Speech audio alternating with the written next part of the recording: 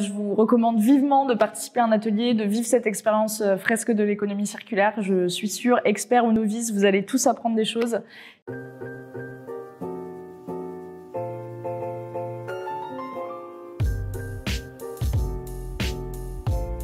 Bonjour, alors je m'appelle Elsa Bortuzzo, je suis la cofondatrice de la fresque de l'économie circulaire. Et donc un petit mot sur mon parcours. J'ai commencé mes études en sciences politiques et après j'ai poursuivi sur un cursus dans l'urbanisme. J'ai un peu travaillé en collectivité sur des sujets d'éco-construction et d'économie circulaire dans le bâtiment, et puis peu à peu, voilà, les choses ont fait qu'on a lancé la fresque de l'économie circulaire. Évidemment, ce qui m'a motivée à créer la fresque de l'économie circulaire, c'est ma participation à la fresque du climat. Donc moi, j'étais déjà dans une phase où j'étais assez consciente des grands enjeux et j'avais envie de propager, d'essaimer les grands messages que moi j'avais compris à ce moment-là. Et quand j'ai découvert la méthodologie qui était employée par la fresque du climat et son impact sur les participants et sur moi-même, en fait, tout simplement, je me suis dit qu'il y avait vraiment une grande force dans cet outil, dans ce qui se passait dans ces ateliers, dans ces groupes, quand on était en train justement de fresquer ensemble.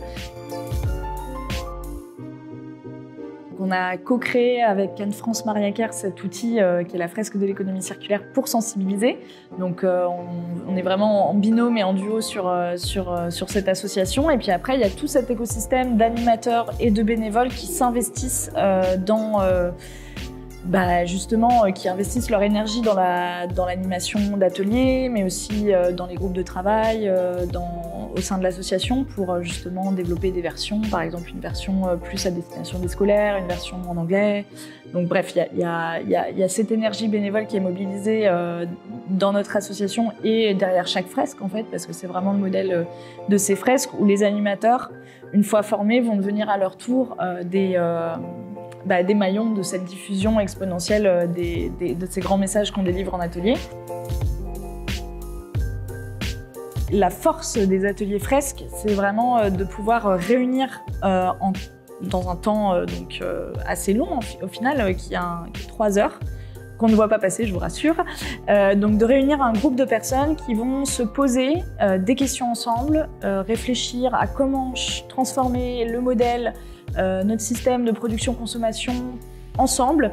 Et donc en fait, la force de cet outil, au-delà du contenu, des chiffres et de l'apport scientifique, factuel qu'on délivre pendant cet atelier, c'est vraiment ces échanges qui vont se dérouler entre les participants. Et d'ailleurs, une autre plus-value vraiment de ces outils pédagogiques, ludiques, c'est que quand on est acteur de son apprentissage et quand on stimule différents éléments cognitifs, l'intellect, mais aussi l'échange, le physique, le manuel, on va beaucoup plus retenir. Et aussi dans les fresques, il y a une partie créativité qui va permettre à chaque fresque d'être différente, de s'approprier vraiment les enjeux, le moment. Et donc ça, c'est vraiment fondamental pour que l'expérience soit marquante et qu'on en retire ce qu'on en retire à la fin.